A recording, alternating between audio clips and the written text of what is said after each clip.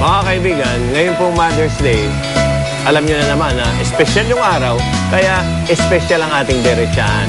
At nabanggit ko na kanina sa opening kung sino yung kaderechahan natin. Ako Walang yun. iba kundi... Ako yun. Galingan mo. Well, simple-simple yung unang katanungan, Mel. Kumusta ka bilang isang ina at paano mo pinalaki ang mga anak mo sa maikling paliwanag? Sa maikling paliwanag, ako ay isang single mom. Apat ang anak. Mag-isa ko itinaguyod ang apat kong anak. Sa pagiging ina mo ba perfectionista ka rin? Ganun ka rin? Ay, hindi. Sa iba? I'm very democratic. They had their freedoms no, to enjoy. Most especially pagdating sa mga career nila, kung ano gusto nilang gawin sa buhay.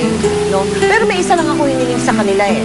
Sa mga anak mo? Ano yun? Whatever Pwede ba it namin- is that you want to do or you will do, I want you to be good at it. O di pag ganun din, parang sinabi mo rin, i-perfect nyo. Hindi naman. Lumalabas din yung pagkano mo. Oh, well. Oo, parang alam ganun mo, na rin. And sa akin, parang... Kasi binibigay ko muna yung gusto nila eh. Anong gusto mo? Yung anak kong panganay, naging composer, naging singer. Let's see. Sabi ko, ginawa naman niya. Diba? He reached the top at one point, no?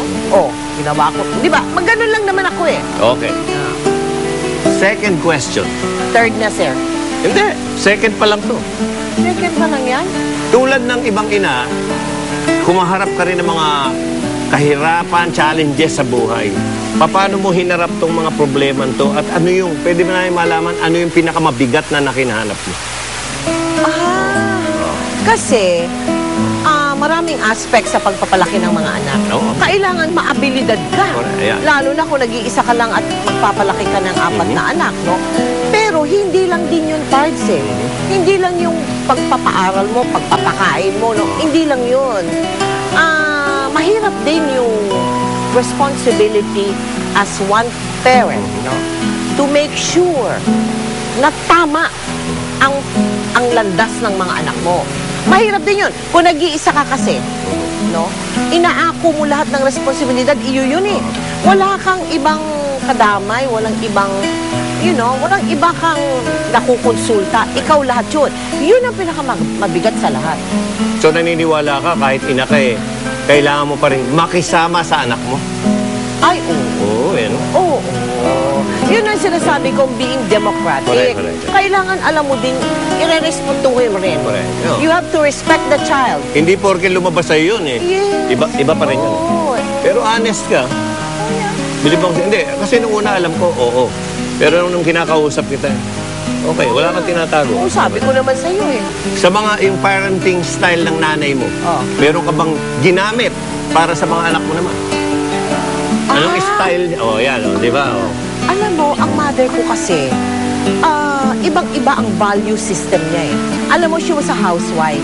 So, siya, mahalaga sa kanya ang nag-aaral ang anak. Mahalaga sa kanya na yung old school ba, no? Na may paggalang sa passion, matanda. tawag nila. Yung mga ganyan ang mother ko. At yung ginamit. Maniniwala ka ba ang mga anak ko nagmamano sa akin? Kahit saan. Na halos mga bata ngayon, hindi na ginagawa. Hindi. Nagmamano Hindi, ang kasi anak beso-beso ko. na nauso. Hindi. Hanggang ngayon? Hanggang ngayon. Paglapit ni Wency, magmamano. Hanggang ngayon matanda na siya. Oo. Maganda po yan, mga kayo. Nagmamano lahat Kita nyo, yan. may natutut. Marami nang Passion. hindi gumagawa niyan eh. Ito ngayon, anong tingin mong pagkukulang mo sa Maraming pagkukulang. Don't get me wrong, No. I have no regrets, Oo. okay? Kaya lang, yan. Pag napapagnilay-nilayan mo, sana nagkaroon ako ng mas maraming oras para sa kanila. Alam mo, ganyan po, ito isi-share ko lang. Pag successful ang tao at ang tingin niya masaya, napapasaya niya ang pamilya niya, talagang wini-wish yan. Sana'y may 30 oras sa isang araw. Ganun, di ba? Totoo yun. Totoo yan. Okay, naging feeling. Ito ngayon. Anong tingin mo, Mel, ang greatest achievement mo as a mother? Sa isang Siguro, salita. ang greatest achievement ko is pag nawala na ako sa mundo ko, iiwanan ko sila ng isang pangalan na maipagmamalaki nila. Hindi nila kakahiya. Bagpos ipagmamalaki nila na ako ang ina nila. Alam mo, parang yan na rin ang achievement ko na nakakasama ako sa'yo. Oo, ako. Ito talaga. Hindi, totoo. Alam mo, Ano naman, masyado ka hindi, naman. ito nabanggit ko na. Hindi. Natuto ko maging desente dahil sa iyo. Pero may pagsisisi. Ang hirap pala magpumorma ng desente. Kaya mas masarap yung ganito. Eh, kaya nga, okay. Bakit? Okay. Decente ka pa naman kahit kanya ng forma mo. Ito ngayon, tapusin natin to sa... Tapos na.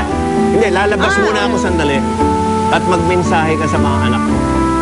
Siyempre, gusto kong iparating sa kanila that I am so proud na kahit na kami-kami lang, naging maayos ang takbo ng buhay namin at naging maayos ang buhay ninyo. No? And that I am so proud of each and every one of you and what you have become. Although people may say that it is because of me, no, it is not. It is because of you and how you have made our lives happy. Despite the challenges, we are still together and we are a happy family. And that is everything that I want in life.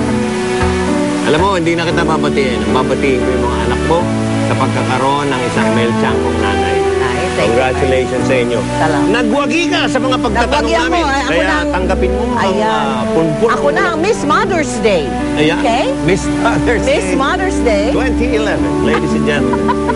Okay. Thank you, Parsa. Thank you, ma'am. Salamat po. Thank you so much. Oh, magbabalik tayo mga kaibigan. Pagbabalik ng Mel and Joey, one-on-one ulit. Tungkol naman sa love life ni Mel. Hindi. Pagbabalik ng Mel and Joey. Wala. Zero. Wala tayong pag-uusapan. Linear ko sa